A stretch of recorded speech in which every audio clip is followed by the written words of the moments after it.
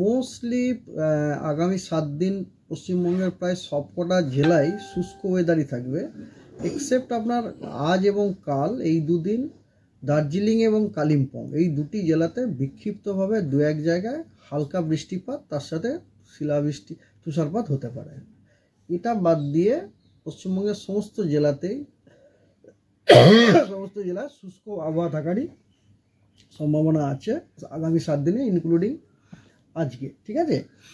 আর এছাড়া আর একটা ব্যাপার হচ্ছে যে যেহেতু বে অফ বেঙ্গলে একটা আমাদের মানে নর্থ বেঙ্গল বে অফ বেঙ্গলই বলতে পারেন প্রায়, ওখানে একটা অ্যান্টিসাইক্লোন থাকার জন্য ওই অ্যান্টিসাইক্লোনটা অনেক আপনার ময়েশ্চার পাম্প করছে আমাদের গ্যাঞ্জেটিক ওয়েস্ট বেঙ্গলের জেলাগুলোতে, এবং তার ফলে কি হচ্ছে ভোরের দিকে আপনার ডেন্স ফগ হওয়ারও কিন্তু সম্ভাবনা আছে বেশ কয়েকটি।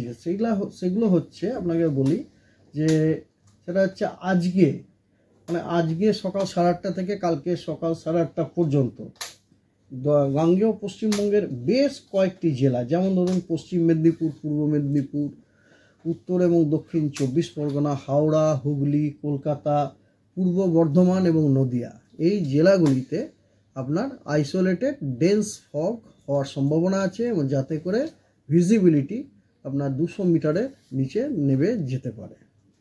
এবং এর কারণ যেটা বললাম সেটা হচ্ছে moisture pumping from bay of Bengal due to one small anticyclone. ঠিক আছে।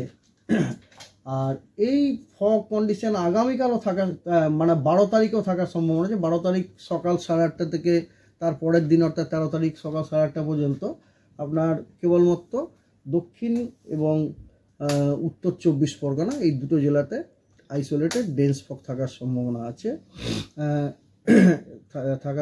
আছে। অন্য কোনো জেলার জন্য কোনো সতর্কবার্তা নেই, এবং বাকি দিনগুলির জন্য কোনো সতর্কবার্তা নেই।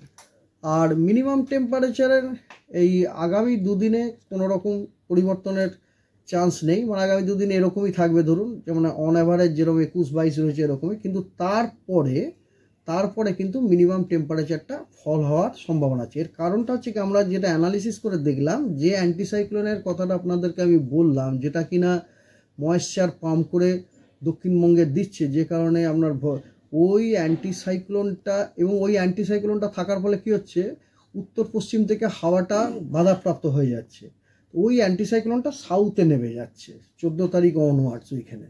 তো ফলে 14 তারিখ থেকে হয়তো আবার 14 তারিখ থেকে কিন্তু মিনিমাম টেম্পারেচারটা আবার ফল হওয়ার সম্ভাবনা আছে 2-3 ডিগ্রি। কতদিন স্টে করবে ওটা তো এই মুহূর্তে বলা সম্ভব নয়। তবে কথা হচ্ছে এই যে ধরুন অ্যান্টিসাইক্লোনটার কথা বললাম, এরকম একবার ওপর নিচ করা, এই জিনিসগুলো কিন্তু খুব স্বাভাবিক ব্যাপার আর কি। এরকম ধরনের 1-2 দিন হট করে বেড়ে যাওয়া তারপর কমে যাওয়া, এই জিনিসগুলো কিন্তু মোটামুটি থাকতে তারপর সিজনটা আমরা শিফট করবো আর কি, নেক্সট সিজনে শিফট করে যাবো। এই শিফটিং